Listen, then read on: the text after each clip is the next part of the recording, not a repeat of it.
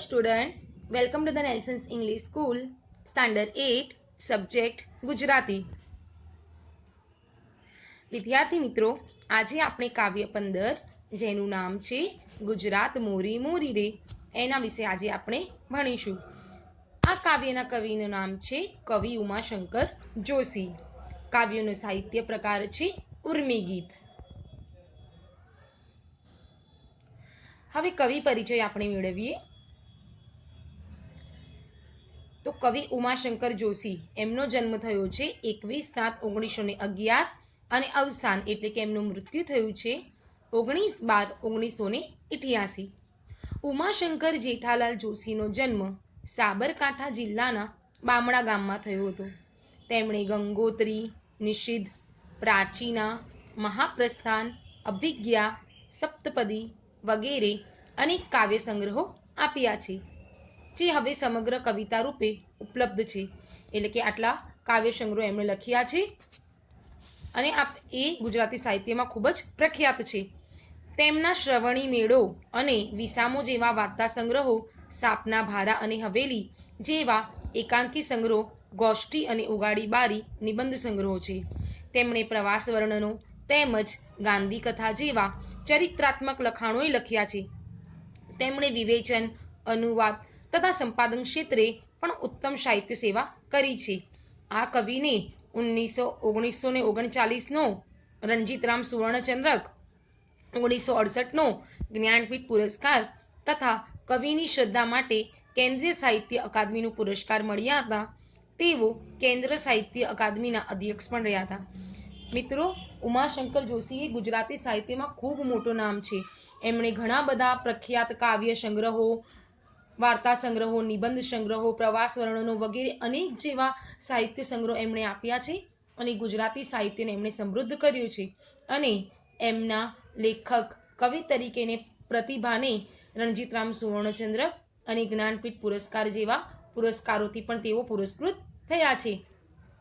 હવે આ ઉર્મી કાવ્ય એટલે શું? તો ઉર્મી કે ભાવની સીધી લય સુંદર અભિવ્યક્તિ કરતી પદ્ય રચના એટલે ઉર્મી કાવ્ય. આ કાવ્યમાં કવિનો ગુજરાત પ્રત્યેનો પ્રેમ રજૂ થયો છે.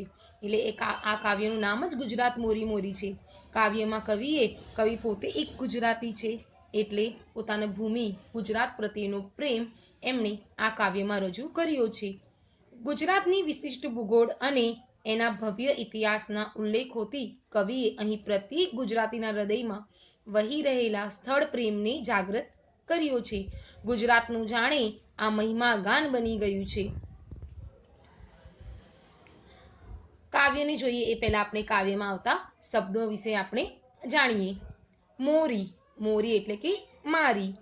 મરદાની એટલે મરદાનીથી ભરેલા. સોણલા એટલે સ્વપ્ન. મરમર એટલે ધીમો અવાજ. છોડે એટલે મોજાની છાલકોટી. ટૂંકો, પર્વતના અનેક સળંગ શિખરો. ટોડલો, બારસાકની બહાર દેખાતો ઉપલો છેડાનો ભાગ. અમી મીઠ, અમૃત ભરી મીઠાશ ભરી નજરે. ચરોતર, ચારુતર એટલે સુંદર લીલોછમ. ઉમટે, એક સામટા જથ્થામાં આગળ ધસે. ઉભરે એટલે ઉભરાય. કપરી એટલે મુશ્કેલ, અઘરી. દોહલી એટલે મુશ્કેલ, અઘરી અને દુર્લભ. ભોમ એટલે ભૂમિ. જાજેરી એટલે ખાસ મહત્વ ધરાવતી. સુણાવતી એટલે સંભળાવતી. રેવા એટલે નર્મદા. સમદર એટલે સમુદ્ર. ગઢ એટલે કિલ્લો, પર્વતનો કોટ. ઈડરિયા એટલે ઈડરનો. પાવા એટલે પાવાગઢ. હીર એટલે પ્રેમ. નીરતીર એટલે કે પાણીને કિનારે. સુખડૂબિયા એટલે સુખમાં તરબોળ, અત્યંત સુખ. અને જોડલે એટલે જોડીએ. હવે કાવ્યને સમજીએ તે પહેલા આપણે કાવ્યનું પઠન કરીએ. મળતા મળી ગઈ મોંઘી રે ગુજરાત, ગુજરાત મોરી મોરી રે. મળતા મળી ગઈ મોંઘેરી ગુજરાત, ગુજરાત મોરી મોરી રે. ભારતની ભૂમિમાં જાજેરી ગુજરાત, ગુજરાત મોરી મોરી રે. ગુજરાત મોરી મોરી રે. સાંભરના મરદાની સોણલા સુણાવતી, રેવાના અમૃતની મરમર ધબરાવતી. સાંભરના મરદાની સોણલા સુણાવતી, રેવાના અમૃતની મરમર ધબરાવતી. સમદરના મોતીની છોડે નવરાવતી, ગુજરાત મોરી મોરી રે. સમંદરના મોતીને છોડે નવરાવતી, ગુજરાત મોરી મોરી રે. ગિરનારી ટૂંકોને ગઢ રે ઈડરિયા, ગિરનારી ટૂંકોને ગઢ રે ઈડરિયા. પાવાને ટોડલે માં કાળી મૈયા, પાવાને ટોડલે માં કાળી મૈયા. ડગલે ને ડુંગરે ભર દેતી હૈયા, ડગલે ને ડુંગરે ભર દેતી હૈયા. ગુજરાત મોરી મોરી રે, ગુજરાત મોરી મોરી રે. આંખની અમી મીટ ઉમટે ચરોતરે, આંખની અમી મીટ ઉમટે ચરોતરે. ચોરવાડ વાળીએ છાતી સે ઉભરે, ચોરવાડ વાળીએ છાતી સે ઉભરે. હૈયાના હીર પાઈ હેત ભરી નિતરે, હૈયાના હીર પાઈ હેત ભરી નિતરે. ગુજરાત મોરી મોરી રે, ગુજરાત મોરી મોરી રે. કોયલ ને મોર ને મેઘ મીઠે બોલડે, નમણી પનિહારીને ભીને અંબોડલે. કોયલ ને મોર ને મેઘ મીઠે બોલડે, નમણી પનિહારીને ભીને અંબોડલે. નીર તીર સારસ સા સુખ ડૂબિયા જોડલે, નીર તીર સારસ સા સુખ ડૂબિયા જોડલે. ગુજરાત મોરી મોરી રે, ગુજરાત મોરી મોરી રે.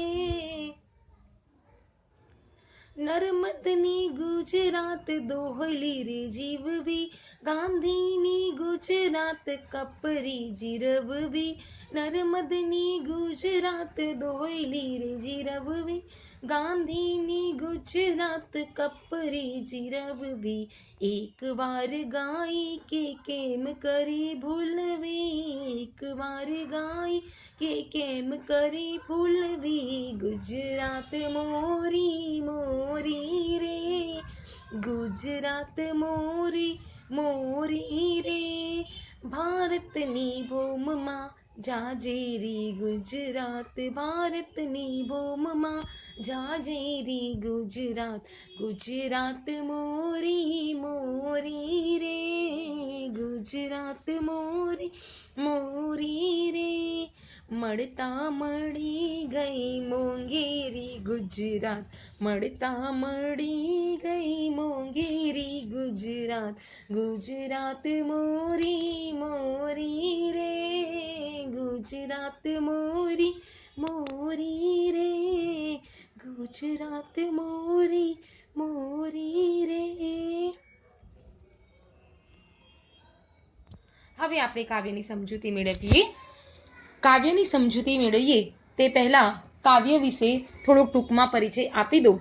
આપણે આગળ જ કહ્યું, આગળ જ આપણે જાણ્યું કે આ કાવ્યમાં કવિએ પોતાની ભૂમિ ગુજરાત પ્રત્યેનો પ્રેમ દર્શાવ્યો છે.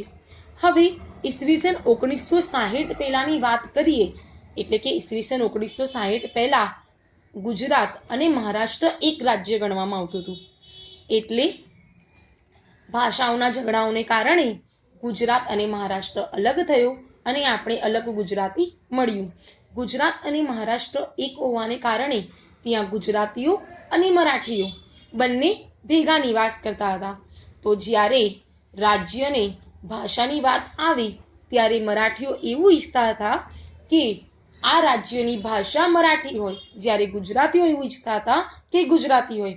અંતે ભાષાઓના ઝઘડા થયા અને ઈસવીસન 1960ની મે એટલે કે 1 મે જ્યારે આપણે ગુજરાત સ્થાપના દિવસ ઉજવીએ છીએ, ઈસવીસન 1960ની મેની 1 તારીખે ગુજરાત રાજ્ય મહારાષ્ટ્રથી અલગ થયું. એટલે કે 1960માં ગુજરાત એ અલગ રાજ્ય બનાવ્યું અને મહારાષ્ટ્રથી અલગ થઈ ગયું. ત્યારે આ કવિતા લખાઈ છે.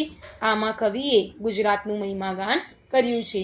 એટલે ગુજરાતીઓને પોતાની જન્મભૂમિ ગુજરાત મળી ગયું એ યાદમાં કવિ ઉમાશંકર જોશીએ કે જે ગુજરાતી સાહિત્યના પ્રખ્યાત અને મહાન કવિ છે, એમણે આ ગુજરાતની યાદમાં આ કવિતાની રચના કરી છે. હવે આપણે પંક્તિને સમજીએ અને એની સમજૂતી આપણે મેળવીએ. નંબર 1. મળતા મળી ગઈ મોંઘેરી ગુજરાત, ગુજરાત મોરી મોરી રે. ભારતની ભૂમમાં ઝાઝેરી ગુજરાત, ગુજરાત મોરી મોરી રે. જો અહીંયા મેં ચિત્ર મૂક્યું છે કે જો તમે જોઈ શકો છો કે ગુજરાત અને મહારાષ્ટ્ર એક જ છે. અને કાવ્યની શરૂઆતમાં મેં કીધું કે ઈસવીસન 1960 પહેલા ગુજરાત અને મહારાષ્ટ્ર એક જ રાજ્ય હતું, પરંતુ ભાષાઓના ઝઘડાઓ થયા અને એના કારણે ગુજરાત અને મહારાષ્ટ્ર અલગ થયું. અને એ સમયે કવિ ઉમાશંકર જોશીએ આ કાવ્યની રચના કરી. તો કવિ કહે છે કે મળતા મળી ગઈ મોંઘેરી ગુજરાત. અહીં કવિએ ગુજરાતને મોંઘેરી કહી છે. મોંઘેરી એટલે કે દરેક ગુજરાતીઓ માટે ગુજરાતની ભૂમિ એ એના માટે સર્વશ્રેષ્ઠ છે. એટલા માટે કવિ કહે છે કે જે ગુજરાતને મેળવવી કપરી હતી, મુશ્કેલ હતી, એ આપણને મળી ગઈ. અને કવિ કહે છે કે મળતા મળી ગઈ ગુજરાત મેળવવી કપરી હતી, આગળ પડતી ગુજરાત મારી છે. ભારતના તમામ રાજ્યોમાં ગુજરાત વિશેષ મહત્વ ધરાવે છે, એ વિશિષ્ટ ગુજરાત મારી છે. અને કવિ કહે છે કે ભારતની તમામ રાજ્યોમાં ગુજરાત એ વિશેષ મહત્વ ધરાવે છે. આપણે દરેક જાણીએ છીએ કે આજે દરેક ક્ષેત્રમાં ગુજરાતીઓ આગળ છે અને એ આપણા માટે ગર્વની વાત કહેવાય. અને એક જ ઉદાહરણ આપું કે આજના સમયના આપણા જે વડાપ્રધાન છે એ પણ એક ગુજરાતી છે. દેશને આઝાદી અપાવવાવાળા ગાંધીજી એ પણ ગુજરાતી છે. એટલે જ કવિ કહે છે કે ભારતની ભૂમમાં ઝાઝેરી ગુજરાત, એટલે ઝાઝેરી એટલે કે વિશેષ મહત્વ ધરાવતી, ગુજરાતનું મહત્વ વિશેષ છે. ભારતની ભૂમ એટલે કે ભૂમિની અંદર ગુજરાત પોતાનું અલગ મહત્વ ધરાવે છે. અને કવિને એ વાતનો ગર્વ છે કે એ ગુજરાતની જન્મભૂમિ એ મારી છે અને આ ભૂમિમાં મેં જન્મ લીધો છે. આગળની પંક્તિ જોઈએ. સાબરના મરદાની સોણલા સુણાવતી, રેવાના અમૃતની મરમર ધવરાવતી, સમદરના મોતીની છોડે નવરાવતી, ગુજરાત મોરી મોરી રે. સમજૂતી.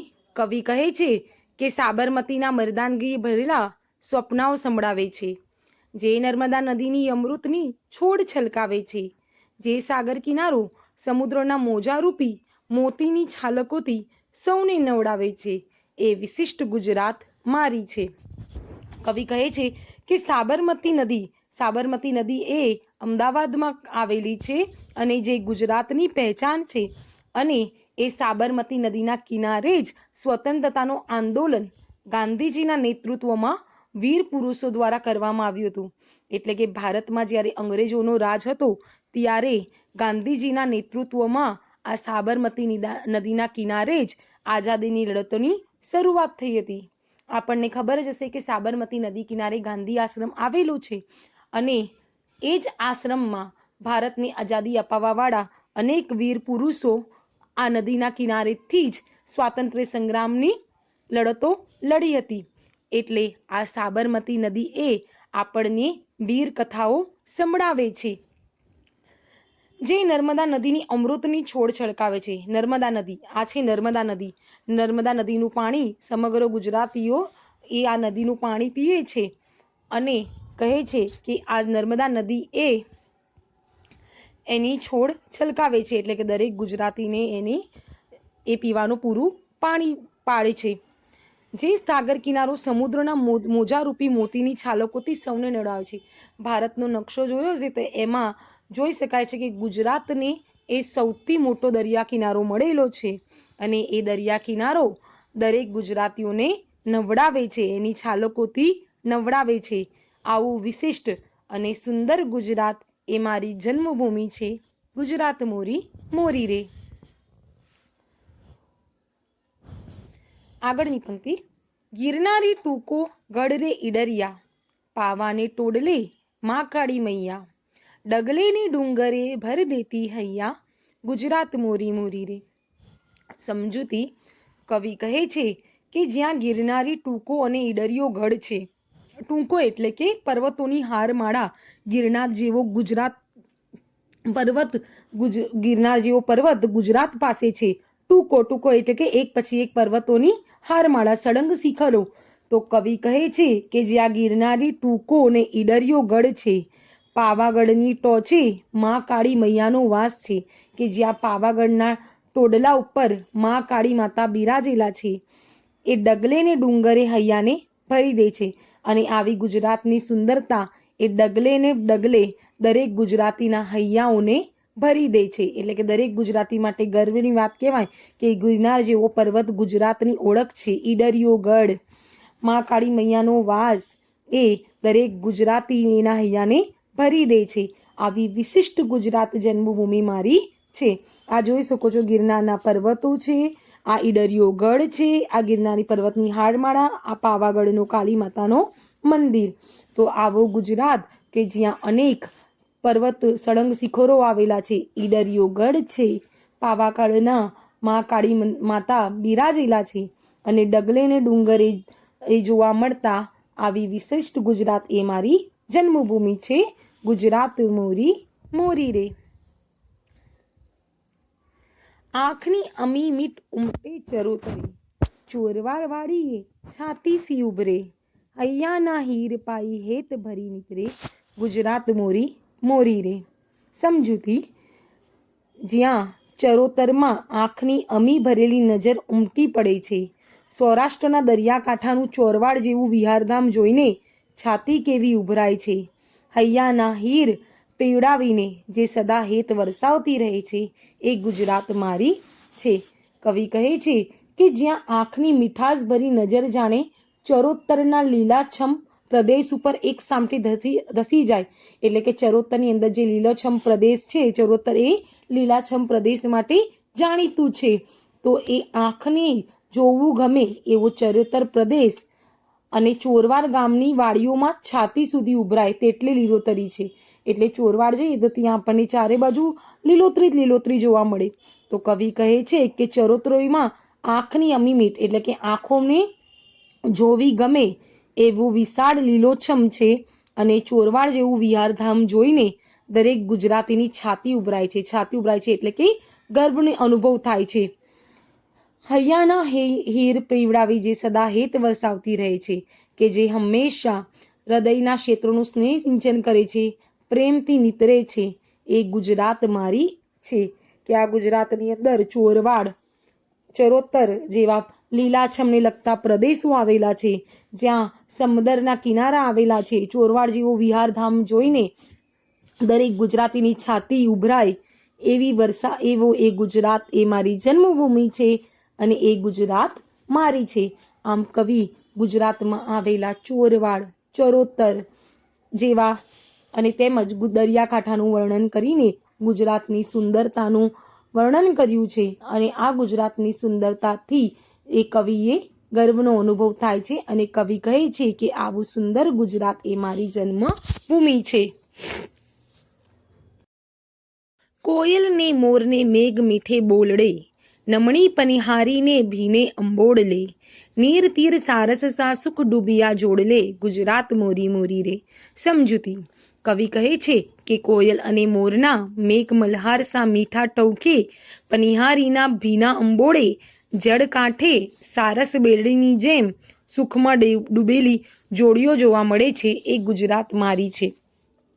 તો અહીં કવિ કહેવા માંગે છે કે જ્યાં કોયલ અને મોર જેવા પંખીઓ વરસાદી ઋતુમાં મીઠા ટહુકા કરે છે, એટલે કે કોયલ અને મોર જ્યારે વરસાદી ઋતુ હોય ત્યારે મીઠા મીઠા ટહુકા કરે છે. જ્યાં પનઘટ એટલે કે કૂવા પરથી પાણી ભરનારી સુંદર સ્ત્રીઓના ભીના અંબોડામાં આનંદ છલકાય છે. એટલે કે જ્યારે સ્ત્રીઓ કૂવામાંથી, આ ચિત્રમાં જોઈ શકો છો કે કૂવામાંથી પાણી ભરતી હોય અને પાણી એમના જે છલકાય છે, એમના અંબોડામાં જે પાણી છલકાય છે, એવી સુંદર સ્ત્રીનું વર્ણન કવિ કહે છે. જ્યાં જળ કિનારે સૂકતી સહેલતું સારસ પક્ષીનું યુગલ વિહાર કરે છે, તે આ ગુજરાત મોરી છે. કે કોયલ અને મોર વરસાદી ઋતુમાં મીઠા ટોકા કરે છે. પનઘટ પરથી પાણી ભરનારી સ્ત્રીના અંબોડાની સુંદરતાનું વર્ણન કર્યું છે. તેમજ જળ કાંઠે સારસ બેલડીની જેવું પક્ષી યુગલનું કે જેઓ વિહાર કરે છે, એટલે કે જ્યાં વાસ કરે છે, તેવી આ ગુજરાત, એવી સુંદર ગુજરાત કે જ્યાં મોર, કોયલ, પનઘટ પરથી પાણી ભરતી સ્ત્રી, સારસ પક્ષીનું યુગલ એની સુંદરતા વર્ણવે છે. એવી આ ગુજરાત એ મારી જન્મભૂમિ છે અને આ ગુજરાત પ્રત્યે મને ગર્વ છે. નર્મદની ગુજરાત દોયલી રે જીવવી, ગાંધીની ગુજરાત કપરી જીરવવી, એકવાર ગાઈ કે કેમ કરી ભૂલવી, ગુજરાત મોરી મોરી રે. આ કવિ નર્મદની ગુજરાત છે, જેના જમાનામાં જીવન જીવવું મુશ્કેલ હતું. આ એ મહાત્મા ગાંધીની ગુજરાત છે, જેને જીરવવી કપરી હતી. એકવાર જેના ગુણગાન ગાયા, એ ગુજરાતને કેમ કરીને ભૂલાય, એ ગુજરાત મારી છે. કવિ કહે છે કે નર્મદના સમયમાં ગુજરાતની પરિસ્થિતિ સામાજિક રીતે ખૂબ જ પછાત હતી. એટલે કે ગુજરાત એ સમયે ખૂબ જ સંઘર્ષ કરી રહ્યું હતું. તેમજ એ સમયે ગુજરાતી ભાષાની કિંમત પણ કહેવત છે કે સુ સા પૈસા ચાર એવી હતી. એ સમયે નર્મદે અથાગ પ્રયત્નો કર્યા હતા અને ગુજરાતી ભાષાને બને ત્યાં સુધી ઉચ્ચ સ્થાનમાં પહોંચાડવાની એણે સારા પ્રયત્નો કર્યા હતા. તો કે એ નર્મદની ગુજરાત કે જેણે ખૂબ જ પ્રયત્નો કર્યા છે, એ સમય ભૂલવો મુશ્કેલ છે. અને નર્મદ પછી આવે છે ગાંધીજીનો સમય.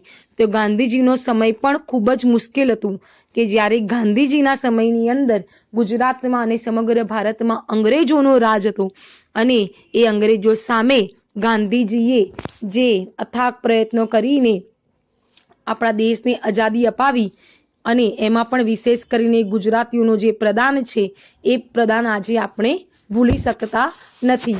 તો કહેવાય કે નર્મદની ગુજરાત દોયલી જ રે જીરવવી, એટલે નર્મદનો સમય પણ દુર્લભ હતું અને ગાંધીજીના સમયમાં અંગ્રેજોનું શાસન હતું, એ સમય પણ ભૂલવું મુશ્કેલ છે. તો એકવાર આ ભૂમિના ગુણગાન કરીને કેમ ભૂલી શકાય, એટલે ગુજરાત મારી છે. એટલે કવિ કહે છે કે ગાંધીજી અને નર્મદ જેવા વીર પુરુષોએ ગુજરાત માટે જે કર્યું છે, એ ભૂલવું આજે પણ મુશ્કેલ છે. તેમ છતાં ગુજરાતના ગુણગાન ગાઈને કવિ કહે છે કે આ ગુજરાત, એવી આ જન્મભૂમિ ગુજરાત મારી છે. ભારતની ભૂમિમાં ઝાઝેરી ગુજરાત, ગુજરાત મોરી મોરી રે. મળતા મળી ગઈ મોંઘેરી ગુજરાત, ગુજરાત મોરી મોરી રે. સમજૂતી. અને એટલા માટે કવિ કહે છે કે ભારતની ભૂમિના તમામ રાજ્યોમાં ગુજરાત વિશેષ મહત્વની છે. એ ગુજરાત મારી છે, એ ગુજરાત મારી જન્મભૂમિ છે. એટલે કે સમગ્ર ભારતની અંદર ગુજરાત એની સંસ્કૃતિ માટે, એના આઝાદી માટે કરેલા પ્રયત્ન માટે, દરેક માટે એ ગુજરાત તમામ રાજ્યોમાં પોતાનું વિશેષ મહત્વ ધરાવે છે. અને આવા જ ગુજરાત પ્રત્યે, પોતાની જન્મભૂમિ પ્રત્યે કવિ ગર્વ અનુભવે છે અને કહે છે કે આ ગુજરાત મારી છે. આ મોંઘેરી ગુજરાત મળતા મળી ગઈ. મળવી મુશ્કેલ હતી, એટલે મહારાષ્ટ્ર અને ગુજરાત એક હતું. ગુજરાત મહારાષ્ટ્રથી અલગ થશે એ મુશ્કેલ હતું. તેમ છતાં આ મોંઘેરી ગુજરાત, આ અમૂલ્ય ગુજરાત આપણને મળી ગઈ. એ ગુજરાત મારી છે. કવિ કહે છે કે આ ગુજરાત મારી છે, જે મળવી મુશ્કેલ હતી. આ મોંઘેરી ગુજરાત મારી છે. આ ગુજરાત મારી જન્મભૂમિ છે. મને આશા છે કે દરેકને આ ગુજરાતની વિશેષતા, ગુજરાતની મહિમા દર્શાવતું આ કાવ્ય દરેકને ખૂબ જ ગમ્યું હશે અને દરેકને આ કાવ્યને સારી રીતે સમજી ગયા હશો. Thank you.